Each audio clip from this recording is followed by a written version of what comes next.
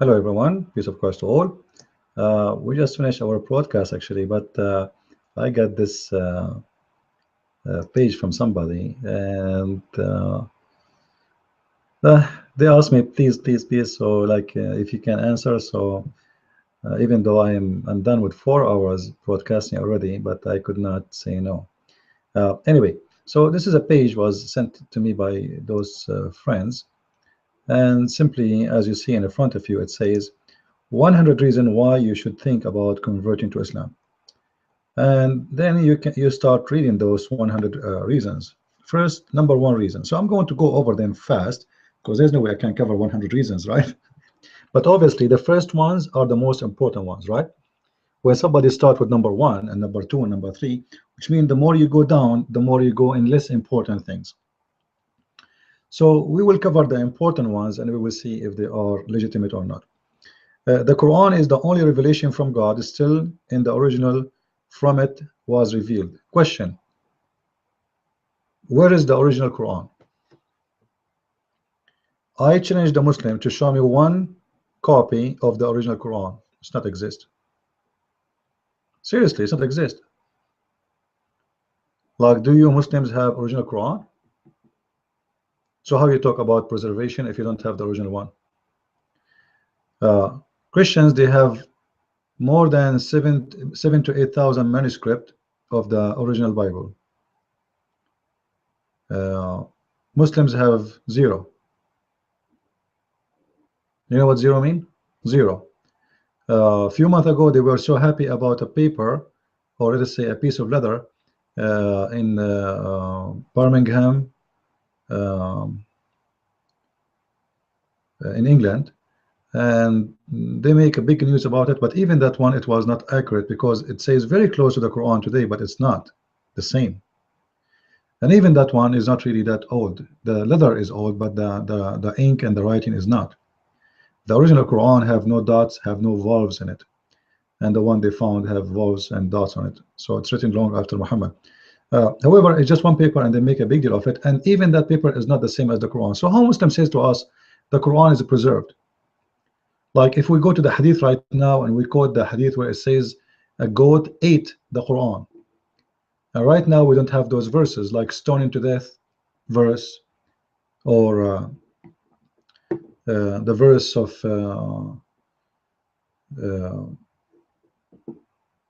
breastfeeding for adult, or what about the hadith where it says the chapter of Al-Baqarah used to be equal to the chapter of Al-Ahzab, which means there's more than 100 verses is missing. So the story of the preserved book is nothing but a joke.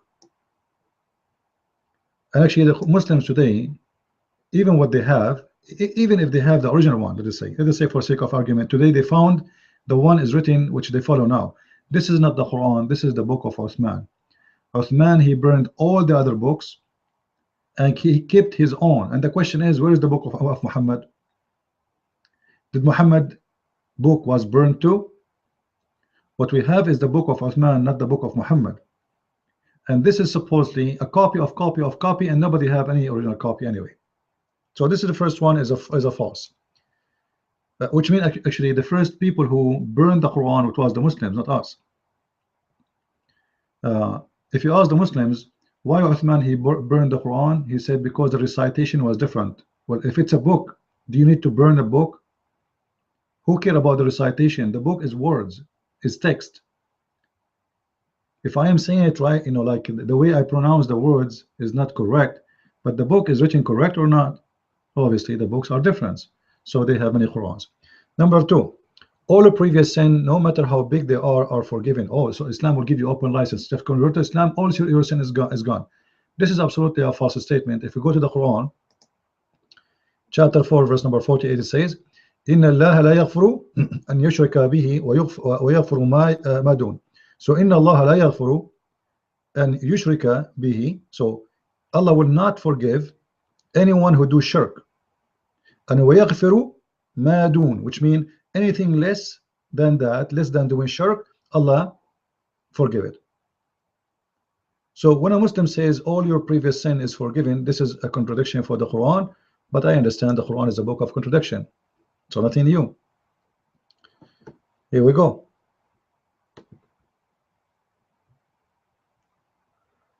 Allah forgive not, all right, do you see it?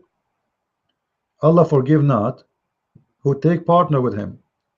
Now, if Allah says he will not forgive anyone take partner with him, so how you say to him that Allah will forgive you for your past sin? He just said he will forgive not. If I convert to Islam and Allah will forgive me, it's me Allah will forgive. And the promise of forgiveness here is for who anyway? It's for the believers. Because he's saying he forgive not anyone who take partners, but he forgive anything else. Allah will not forgive a disbeliever anyway. So number 2, it was false. Let us go to number 3. Unbelievable. Number 3, women are treated justly, not oppressed. I like this one. Isn't it the Quran says beat them? Isn't it the Quran say beat the women? Chapter 4 verse number 34. There's a story, this is in the Quran, and there's a story in the hadith where a woman, she was beaten by her husband until he made her skin greener than her clothes, but we will go for that later. All right, like if I type here greener than her, all right, this is a woman, she came to the Prophet complaining about her husband beating her. You can read the whole story. I will show you the reference in the front of your eyes so you can check it out by yourself. All right, the Prophet, he took the side of the man. He never go against the man. In the top of that, he gave him a verse in the Quran, which chapter 4 verse number 34 says that your women, you are in charge of the women, and if the woman is disobedience to you, you beat her. The Muslim, they say to you falsely that this is about like beating. This is false. Read with me in front of your eyes.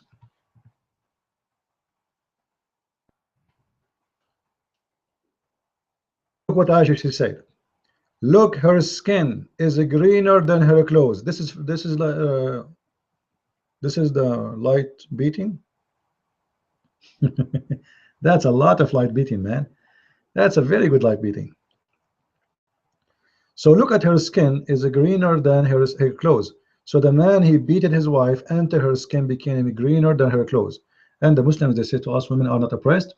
Well, isn't it oppression to marry more than one wife? Like the wife, she will be happy to see her husband going with different women. I never saw a woman, she is happy to see her husband sleeping around. In Islam, it make it legal. The woman, she have to watch her husband having sex with someone else in front of her eyes. She can't complain. He can have 4 bedrooms in his house. Every room have a new wife, and anytime he open the door for another wife and he go there. So you are the first wife, still he can get the second wife, the third wife, the fourth wife, and this is not oppression. And the top of that, you can beat them, you can jail them in their rooms, and this is what it says in the Quran, chapter 4 verse number 34.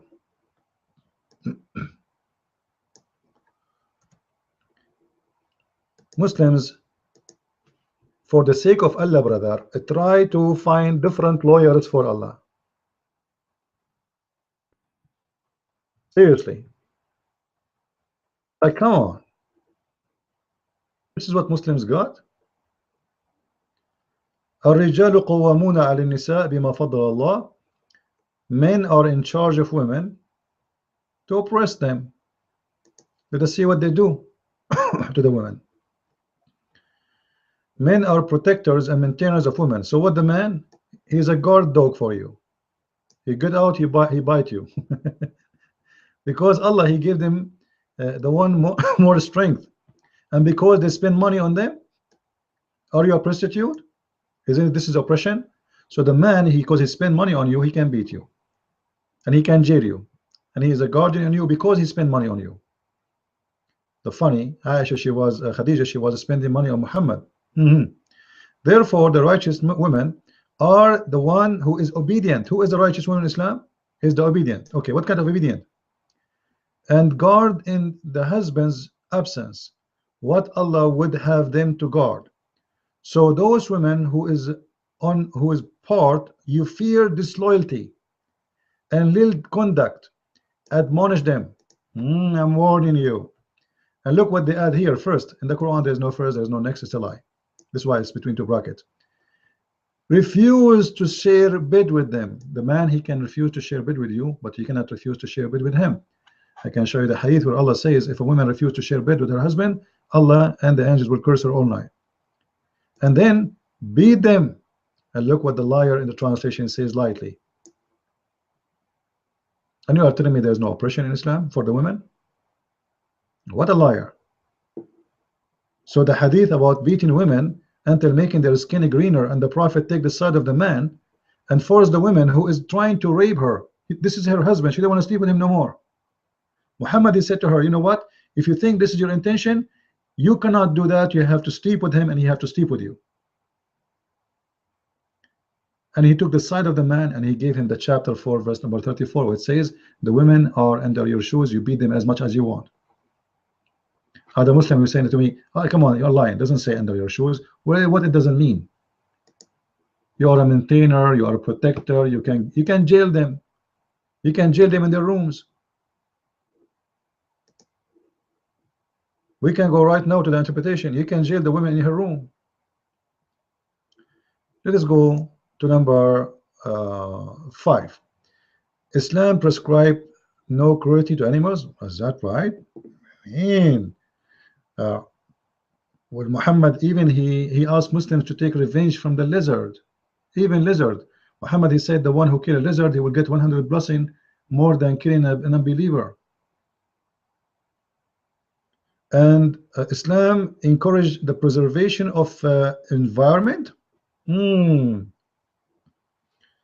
All right. Bangladesh, public toilet crisis.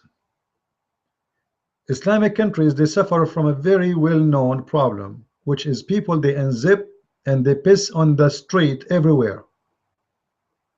All Islamic countries, they share the same problem. Why? Because Muhammad, he used to do it in the street.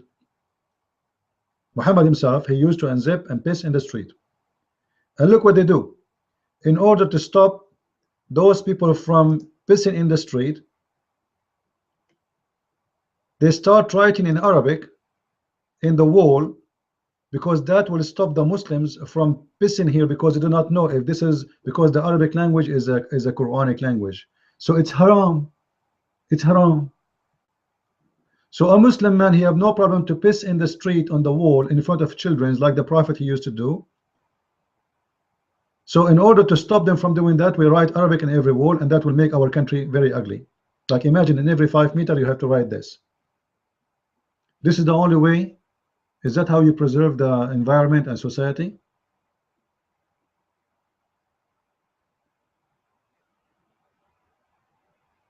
What about the Prophet himself? Was the Prophet a clean person? Let us see how clean the Prophet. All right. Look how the Prophet, he wash and clean himself after he finished sex or doing poo-poo. I screened the Prophet while he was taking a bath of janaba. This bath, by the way, is not a shower. Don't think it's that. No. It's just a little water here and there, and his private part, and that's it. He washed his hand, poured water from his right over his left, and he washed his private part. Okay. So what he did, he put some water on his right, and from his right hand to the left, and he washed his private part. And then he rubbed his hand over the wall. The Prophet is cleaning his hands. Is it drying his hand with the wall? Why? Seriously, why? Any Muslim can tell me? Is that the clean environment? Is that what you Muslims do? After you do poo-poo, you put some water in your hands, and then you dry your hands over the in the wall, and then he dry them with the earth. Like what? What is that? So first he rub his hand in the wall, and then he rub his hand over the ground, and then he performed ablution. And this is how he do ablution too. Like, come on. And regarding protection the environment, what about your prophet burning trees?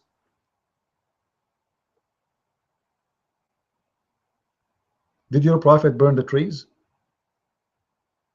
Why you want to burn trees? I thought you protect the environment. Huh? Why he burned them? He killed the people. Oh, you know what? Islam protect the environment. We kill you, but we keep the environment. I never thought about this. But even the tree he burned it, where in the desert, where trees is very important. Like, is it for the benefit of a human being? Okay, you know what? You won the war with those people, and etc. Why you want to kill? Why you want to burn the trees? You will see Muhammad burning trees all over. So what a shameful. So simply, when Muslims they make with 1 billion reason about why I need to convert to Islam, it is a very stupid thing. Like, I will jump a little bit.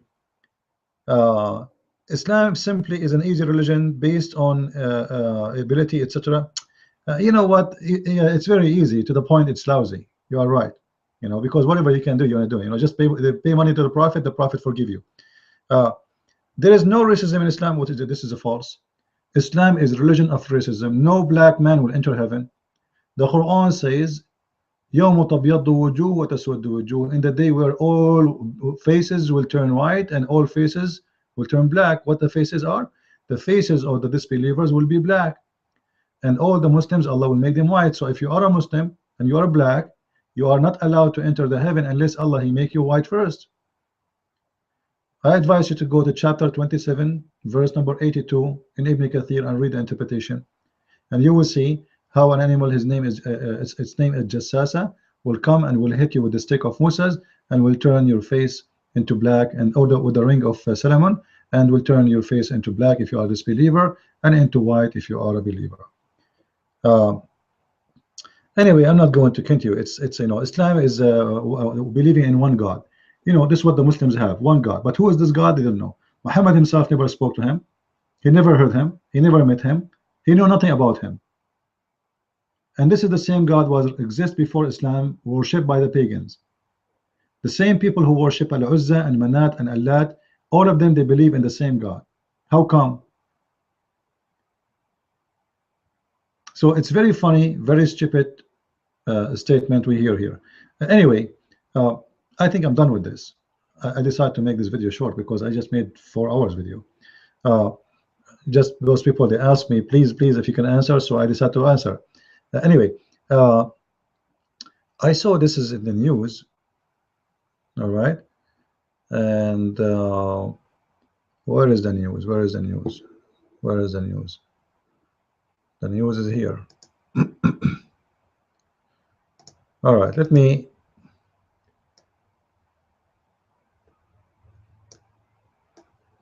share this with you.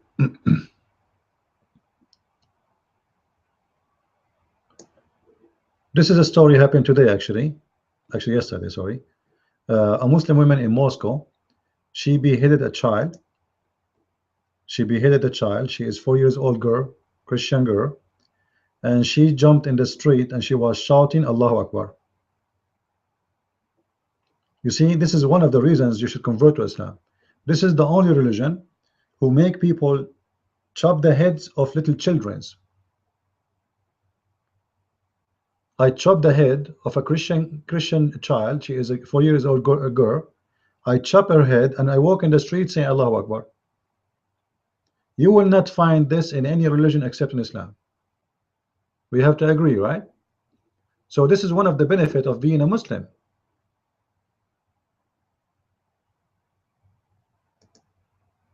What a great religion. Here there's a video about the mother, you know, she is going crazy, poor woman. They are taking her by the ambulance after she heard the news.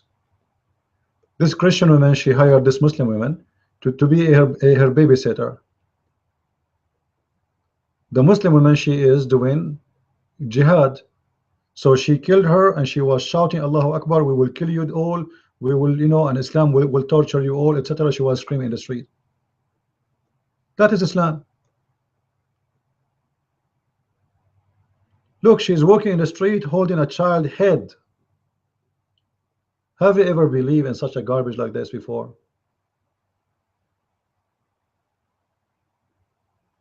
In which religion, in which madness, in which God? You know what? I spit in your God.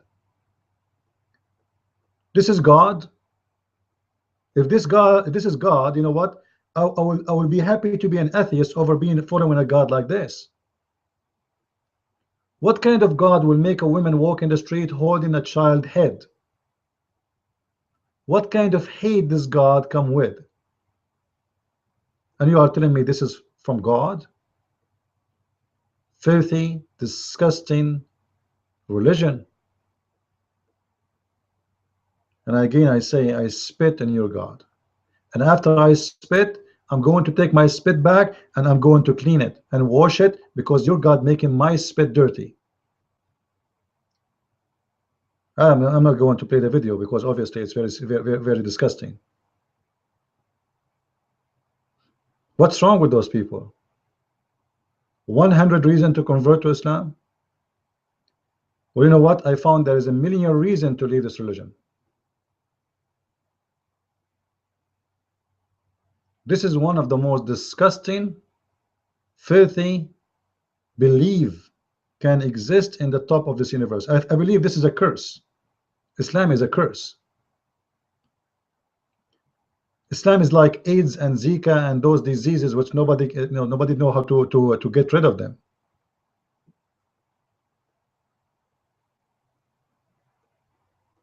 This is the poor girl. You believe it? How in the world somebody wanna kill a baby girl like this and chop her head?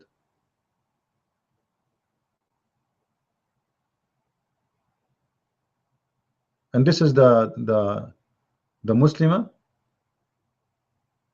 You believe that this woman, she will be able to do such a thing? Unbelievable, man. This is what this religion does. The second, look what it says. I heard her yelling Allahu Akbar at least 3 times and hitting herself. She is so happy, she was excited.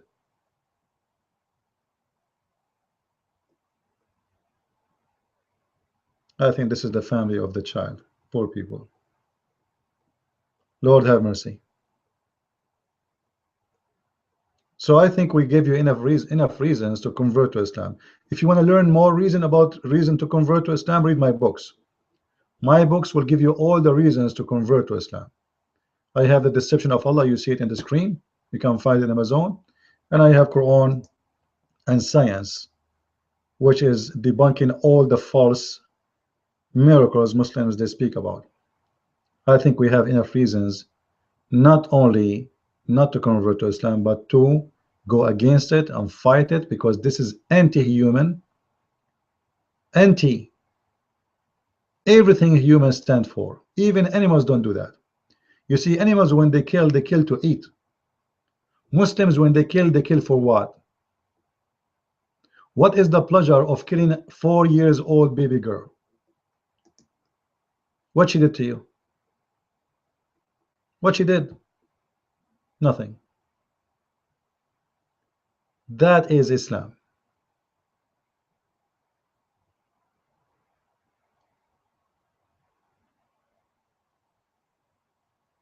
Thank you for watching. Please subscribe to our Facebook.